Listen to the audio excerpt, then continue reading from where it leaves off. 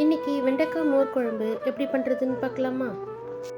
அதை செய்கிறதுக்கு ஒரு மிக்ஸி ஜாரில் 1/4 கப் துருவின தேங்காய், ஒரு துண்டு இஞ்சி, 3 பச்சை மிளகாய், 1/2 ஸ்பூன் ஜீரகம், 1 ஸ்பூன் கடலைப்பருப்பை நான் 1 மணி நேரத்துக்கு முன்னாடி ஊற வச்சுருந்தேன். அதையும் தண்ணியை வடிச்சிட்டு இதை சேர்த்துக்கிறேன். 1 ஸ்பூன் தனியாவையும் நான் ஊற வச்சுருந்தேன். அதையும் இதில் தண்ணியோடு சேர்த்துக்கிறேன்.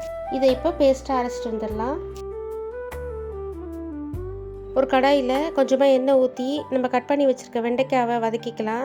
இது வதக்கிறதுலையே அது பாதி வெந்துடும்.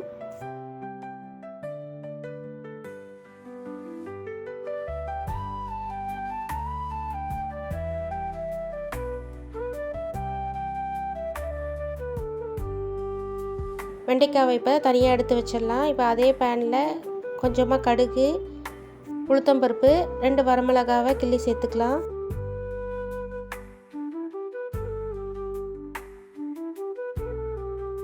கருவேப்பிலையும் சேர்த்து நம்ம அரைச்சி வச்சிருந்த பேஸ்ட்டை ஆட் பண்ணிக்கலாம்.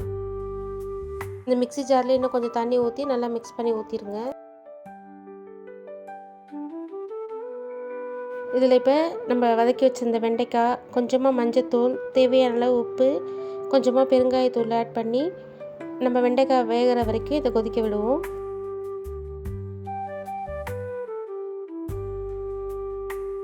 ஒரு கப் கெட்டி தயிரை நல்லா பீட் பண்ணி வச்சுக்கோங்க. நம்ம வெண்டைக்காய் வெந்த உடனே அதில் இந்த தயிரை சேர்த்துடலாம்.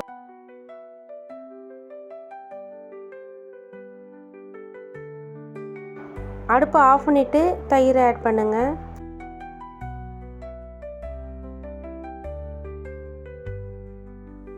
உங்களுக்கு மோர் குழம்பு எந்த கன்சிஸ்டன்சியில் வேணுமோ அதுக்கேற்ற மாரி தண்ணி ஊற்றி அட்ஜஸ்ட் பண்ணிக்கோங்க. கொஞ்சம் திக்காக தான் வேணும், அதனால் நான் ரொம்ப தண்ணி ஊற்றலை. அவ்வளோதாங்க, சுவையான மோர் குழம்பு ரெடி. கண்டிப்பாக நீங்களும் ட்ரை பண்ணி பாருங்கள். இதுமாரி குக்கிங் வீடியோஸ்க்கு என்னோடய சேனலை சப்ஸ்கிரைப் பண்ணிக்கோங்க. தேங்க்ஸ் ஃபார் வாட்சிங்.